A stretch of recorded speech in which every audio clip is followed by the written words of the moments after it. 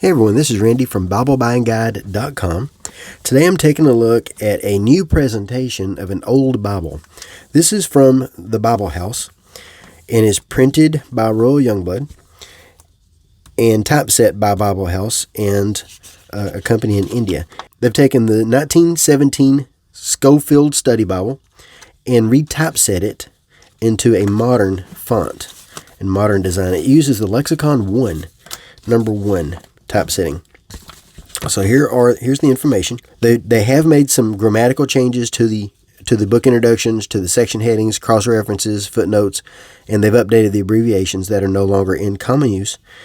And they haven't changed anything. They've just updated the grammar to make it a little bit more modern. But the text is still the same text. It's still the same notes. They haven't changed the notes or anything like that.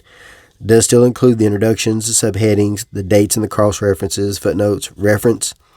It includes the index, the dictionary, the concordance. Maps are a little different. I'll show those.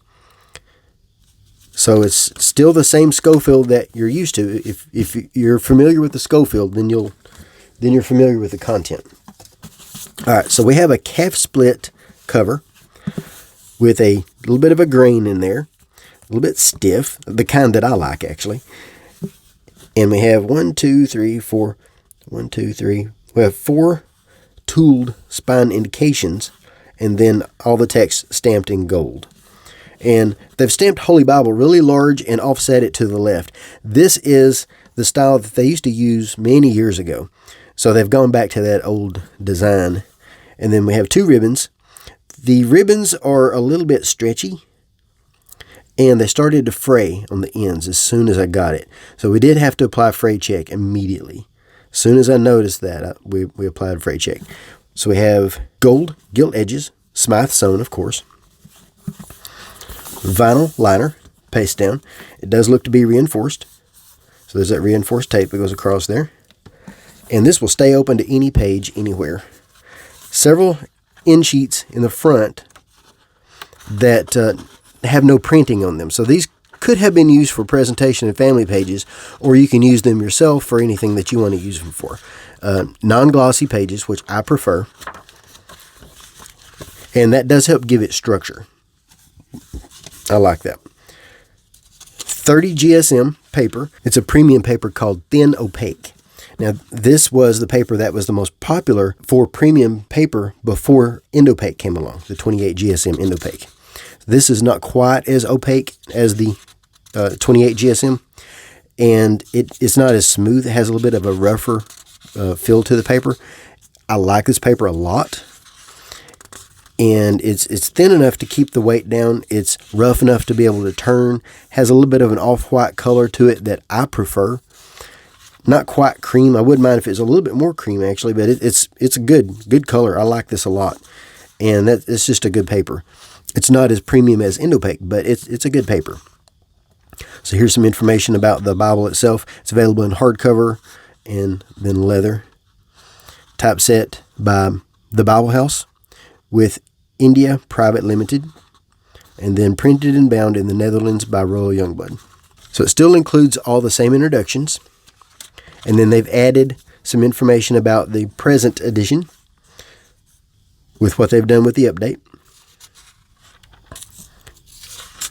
And then it still has the section introductions to the different types of books of the Bible. Panoramic view.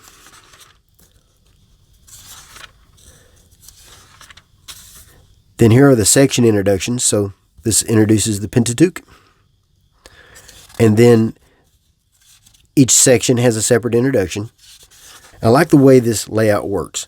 We have several different things that we see going on here. First, we have across the entire page, across all 4 columns, is the book introduction. And then we have the text in 2 columns, printed in an 8-point font with about 7 to 8 words per line. And then in the outer margins is the references next to the verses they go to. And they're all keyed to the text with letters. And then the commentary is in a smaller font, and it spans the page for the columns of text, not the columns of references.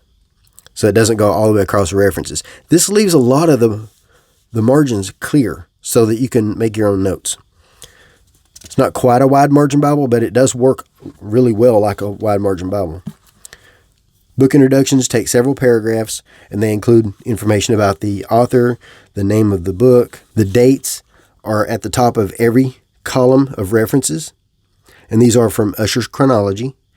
Section headings are in a slightly bolder text in italics, and they include references to parallel passages. The commentary is really small. It almost looks like footnotes.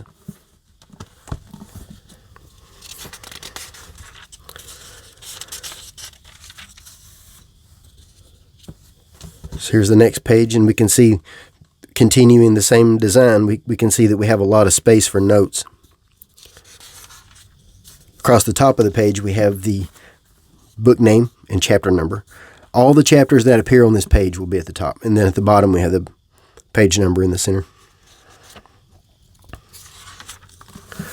This is a black letter edition, and it does include pilcrows for paragraph markers and italics for supplied words.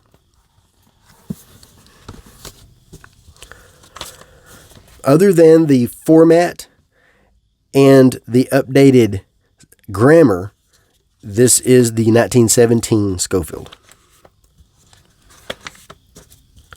They've done a good job with this design. I'll compare it here just a little bit to the other Scofield, and then I'll also compare it to a Bible that it reminds me of. It is line matched, and there's lots of space between the lines. It's comfortable to read from. I preached from it, no issues at all. I typically do preach from larger typeface though. The only place you'll notice where line matching is not matched is in the notes section.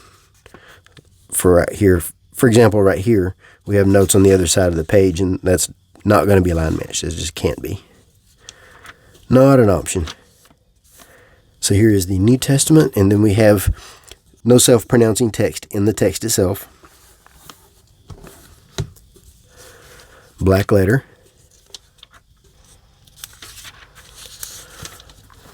Here's another of the section introductions, poetic books. Here's one for the prophetic books. And that just continues throughout each section, each type of book. Some of the footnotes.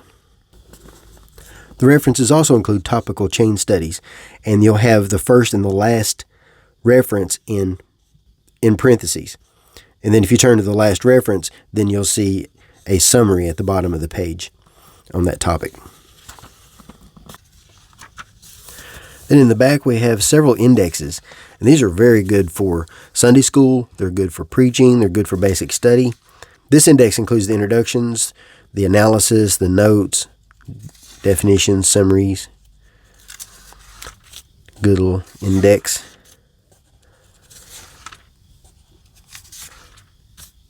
Dictionary of Scripture proper names.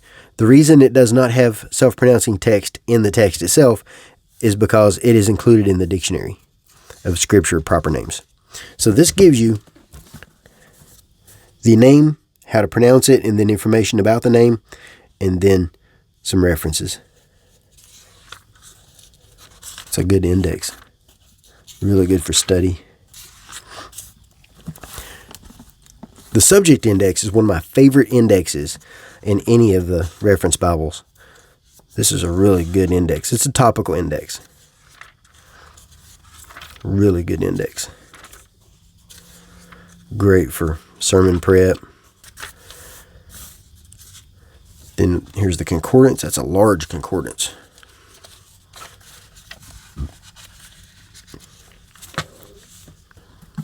Here's how many we have for God. All the way down here, then all the way here, and then we have God and idol, and then goddess, Godhead, godliness, godly, God save the King. Quite a bit in there. Good concordance.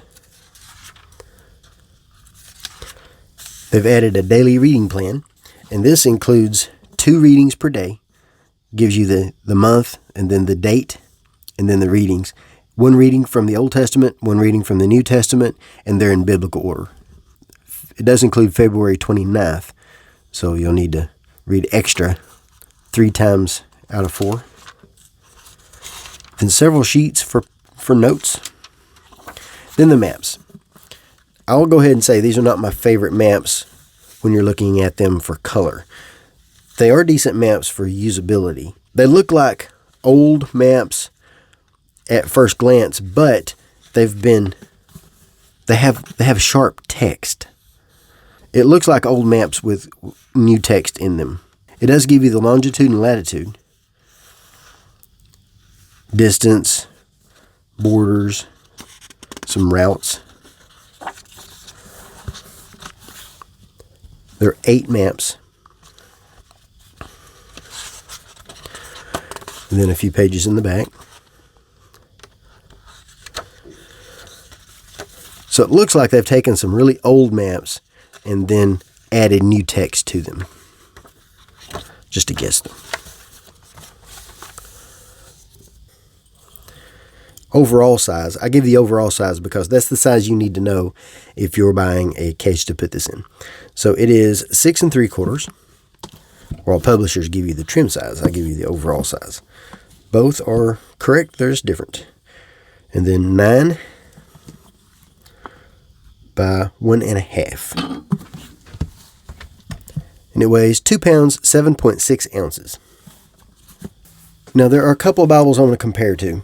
Since this is a wide margin-ish Bible, I want to compare to another version of the Scofield published, also printed by Royal Jongbloed, and that is the wide margin from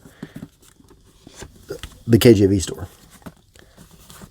Now this one's going to be quite a bit bigger of a Bible, simply because it is actually wide margin. And when I say actually wide margin, I mean that it has wide margin on the outside and top and bottom. So it's going to have quite a bit more margin space. This is still the same material. It's just done a little bit different because this material, this presentation of it, is the original 1917. So let's turn to the same book. So here's how both of them present Malachi. First page. Let's give you an idea. We'll zoom in. Give you an idea of how they compare. So this is the old 1917 printing versus the new printing.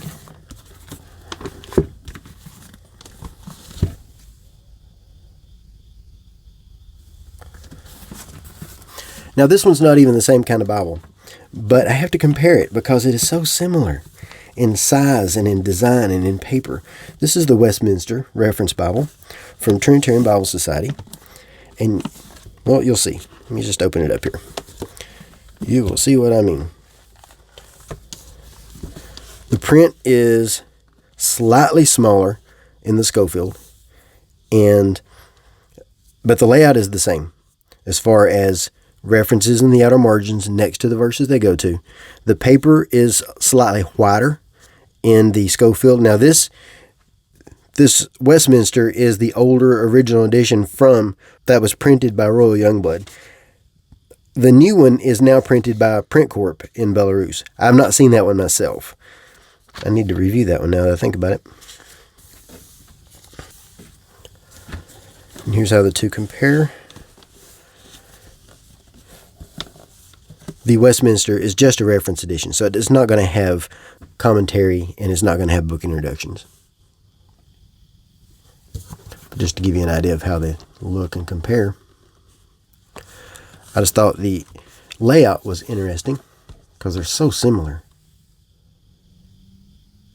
I think if you like the Westminster's layout, then you're going to like the Scofield layout. It's well done. So that is my quick look at the KJV Study Bible with notes from CSI Scofield. That is an excellent version of the Scofield. I would say this is my favorite version of it. No question. There are a couple of things I wouldn't mind if it were a little bit different. I'll show you here in the back. For example, I don't know what index I'm in right here. I know I'm in one of the indexes, or I could be in the concordance. I'm not really sure. It doesn't tell me. I have to go to the beginning of it to know. Here's another one. I don't know where I'm at. What am I in here? Okay, I was in the subject index, but I didn't know that until I flipped around and found where it started, where it ended. Am I still in the subject index? I don't know. I'd like to see it tell me across the top. If it did that, that would be great. Another thing, I don't really care for the maps. I love cartography, and I love cartography when it's done well. This is clean. It's easy to read. It's easy to see. I have no complaints about how easy it is to read and see. I'm just not fond of the coloring. I would like to have a little bit more modern looking coloring. When I see it, I think of washed out watercolors maybe. It makes me think of the old maps that were used in the church publishers editions, local church publishers editions. Now, maps are hard. Don't get me wrong there. I know for a fact maps are hard. I've tried to draw them myself. They are difficult. And they're also expensive to license, and they're hard to license because no one wants to license their maps. But I would like to see better maps. So those are my main two things that I would complain about. The maps, and then the indexes not labeling what they are. I think that would improve it just a little bit. The layout is gorgeous. Usability, easy. Now, if you have trouble with small print, then you might have trouble with the footnotes, with the commentary. They do look like footnotes, and I'm okay with them being different and being small, but you might have a little bit of difficulty with that. And you can tell some of the pages don't line up well for the line matching, and that's going to be typical of introduction pages because we don't know how large book introduction is going to be. And we're also going to have issues with line matching when it comes to commentary. And that's normal. I understand that. For the most part, it does line up well. Paper is opaque enough for me. I like the color. I like the texture. I like the feel of it. It's not the same quality as something like Indopaque, but that's understandable. At this price point, wow. I'm impressed to have this quality of paper at this price point. So if they could fix those two things for me, I would be happy. Label the indexes and then replace the maps. But that's small complaints. If you're a Scofield fan, I think you would love this Bible. That's my favorite version of the Scofield. They've done a good job with this. They've done an excellent job with this. So I will place some links in the notes so that you can make a purchase if you're interested. I'll also place a link to the written review where I'll always go into more detail in written reviews. The Bible House did supply this in exchange for an honest review, and that is my honest review. If you have any questions, let me know. Thanks.